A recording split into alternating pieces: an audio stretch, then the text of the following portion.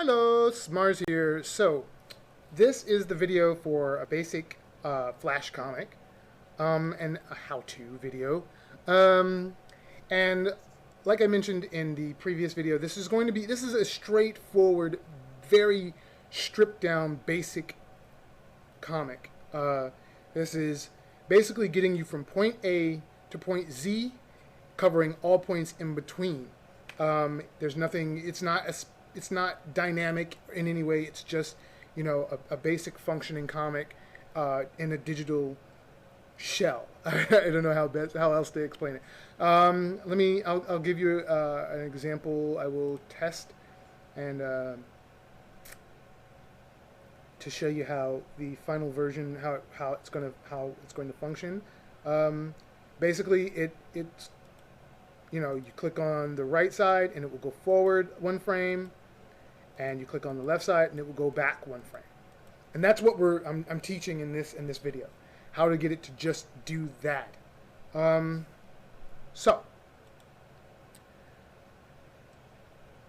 let's go ahead and start at the beginning. At the beginning, we are going to create a new layer, a new document. I'm sorry, a new Flash document. And let's see, we need to go in, and for me, what I do is, let me adjust some of these spaces. So I actually change the document size. I make it 850 by 550, which is 8.5 inches by 5.5 inches, 8 by 5, 8.5 by 5.5, which is horizontal versus vertical, like a standard comic.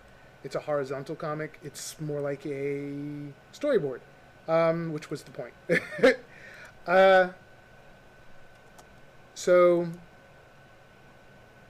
Let me also, one of the things you can do, that I also change the background color.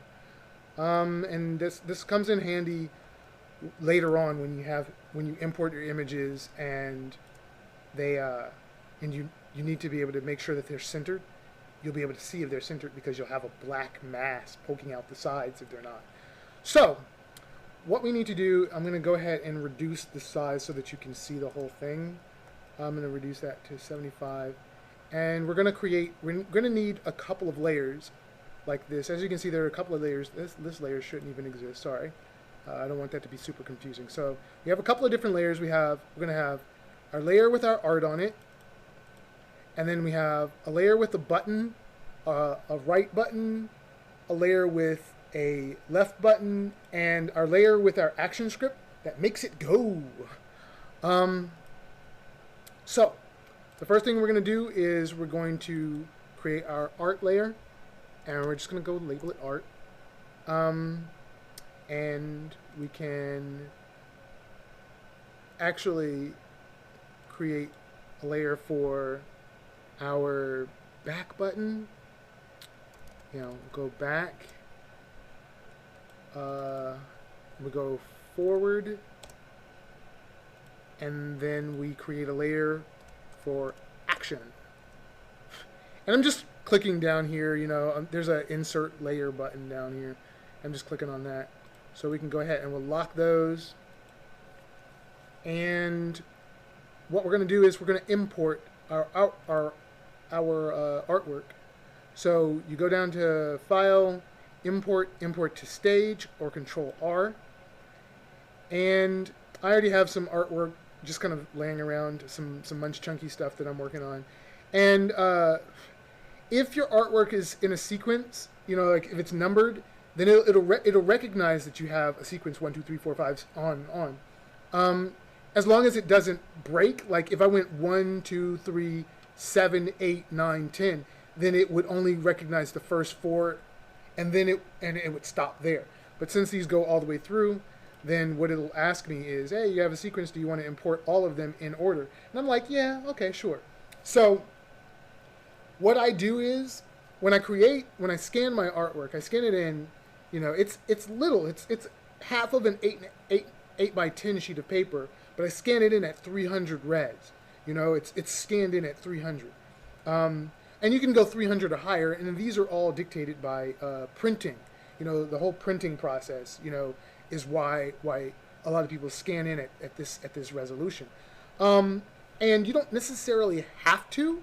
You can scan in at something far smaller than that. But if you really want to get a good clarity of picture, and then I suggest, you know, maybe going into that. But if you just want to kind of play around with this for test purposes, you could scan it in at 100 or lower, you know, as far as your resolution, your DPI. So what I normally do, though, is I will take it and I actually reduce the images in Photoshop. In Photoshop, I actually turn them into JPEGs and reduce them to 72 DPI after I finish them, so that they're still big images, you know, so you get, you know, some the clarity of it, but they are not big files.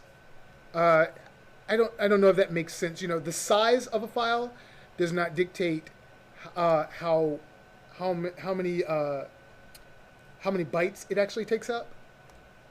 You know, the actual physical size of it doesn't dictate that. If that makes any sense. So, what we have to do now is you're probably going to end up with pictures this big, you know, like really, really big. They're not in the frame. So what we have to do is we have to align them. We have to make them fit into our shell, our container. So what we go down here to align. I believe it's also in here. You know, you can go to Windows or Window, Align or Control K, and in this Align tab you have to make sure that you're clicking. You have this highlighted to stage, which makes it fit to the stage. That's what you call this empty blank background. You know, the shell is called the stage. Oops, that was dumb. So you click on the image, and what we're going to do is you space evenly horizontally, space evenly vertically, and then match width and height. And what it does is it's taking it and it places it exactly inside of that. It's right at the exact size. So we're going to do that for all the images.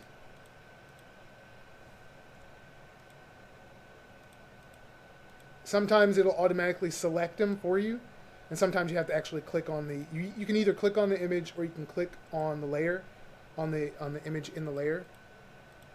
And hold on, sorry, I need to move. I don't know why the computer is so far back.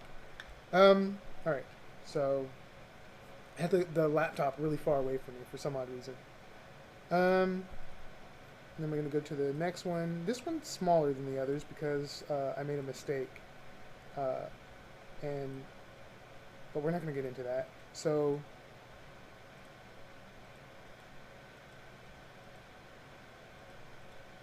I may actually go into how you can automate. There's an automatic function in newer versions of Photoshop that lets you sort of convert your files from, like, I convert mine from PNG to JPEG using this function, but I may go into it in a different video, like where I want to do a coloring video too, so I may go into it in one of those. So we have all of our files, all our images, we have 9 images for this test purpose, and so what we're going to do is we're going to lock that layer, and now we're going to make our button. So we're going to go in here, and let's go ahead and we're going to reduce that for the sake of having enough of a viewing area. So I'm going to choose over here, there's a paint bucket, and I'm going to choose red as my color. I'm going to take this and I'm going to turn that off. You can turn it off here, and you can turn off the color. That is my outline. So if I made a shape, like I'm about to make this shape on my back layer, my back button, I'm going to make this shape here. I'm just going to make a random shape. It's well, not random, but it's sort of you know, I'm going to use this square tool here. And I made a shape. And normally it would have if I turned that on, it would have had a black outline around it, but I turned it off. So now it's just the red shape. So we have our shape. And then what I'm going to do is I'm going to go in and make a green. I'm going to use the paintbrush and make a green arrow on top of it. So there we go. And I'm going to select it and I'm going to copy it, you know, Control C or copy. And lock that layer, go up here and paste in place. Control Shift V, and what it does is it pasted it exactly on top of the other. And what you want to do is you want to use Q, and it lets you rotate. You can actually it's the transform tool, and so you can rotate that so it's pointing in the other direction, and then just slide it over, and you're going to move it over here. Okay, and we're going to get these here, and what we're going to do is we're going to go ahead and do the same thing that we did with our artwork. We're going to align it, but instead of making it fit the entire, you know, like instead of making it fit the entire stage, what we're going to do is we're going to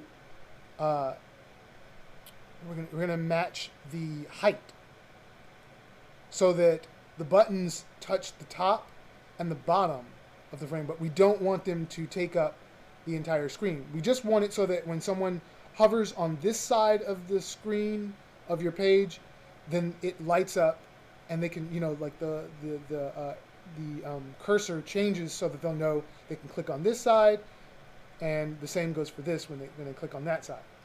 So what we want to do now is we're going to take this whole thing. For the button, we're going to actually turn this into a button, because right now it's just a drawing. So we're going to take this drawing, and we're going to take this drawing that we made, and we're going to make sure that you're selecting the entire thing. That's the red and this green arrow. All of it has to be selected. And what we're going to do is we're going to go to Modify, and we're going to Convert to Symbol. And you have this option up here where it gives you the option to make a movie clip, button, or a graphic. We're going to select button. Make sure your registration mark is in the center. Sometimes it automatically, like by default, it'll find itself up in the corner or somewhere other than the center. Make sure that it's right in the center. That way, you know, your registration is in the middle. And we're going to name it back_BTN, and remember that this is a case sensitive program because it's programming, it's coding, so it's case sensitive. So make sure everything is lowercase in this particular process. So this is our back button, so we're going to name it back_BTN for button, and we should have our button made there, and now it's a button. And then we're going to do the same for, we're going to lock that layer back, and then we're going to select the whole image. We're going to go back to Modify, Convert to Symbol, make sure everything it's a button, the registration's in the middle, and we're going to go FOR for forward, _BTN for button, and there. We have our forward button. You can see now we have our back button and our forward button. So now what we're going to need to do is we're going to actually start with the forward button. So what we do is under the properties layer, you have, when you click on, you're going to click on your image, and under properties, under this properties tab, which you may have to open, you may have to go under Windows and go to properties, and then click on this in order to get it to open up. So once you click on the image, you're going to get this option where it'll tell you, you've made it into a button, and it's instance of the actual name of the item, 4_BTN. And over here, you're going to see this option where you can change the color. Now, what we're going to go do is we're going to go down to alpha, and we're going to drop the alpha all the way down to 0, and it makes it invisible. By default, it's probably going to be at 100 or at 50%. And you're just going to take it and you're going to pull this all the way down to 0, and the button becomes invisible. Now, we're going to do the same to the back button. Oops. And make sure you're actually on the actual image, and we're going to make that invisible. Okay, so everything is set up and it's ready to go. Okay, so that's the end of step 1, and we're going to continue the next step in the next video, where we're going to get into the actual action scripting and coding, and making this comic actually function. So if you need to, get up and stretch, walk around, and then we'll regroup back here in the next video, and hopefully I'll see you then. Okay, bye.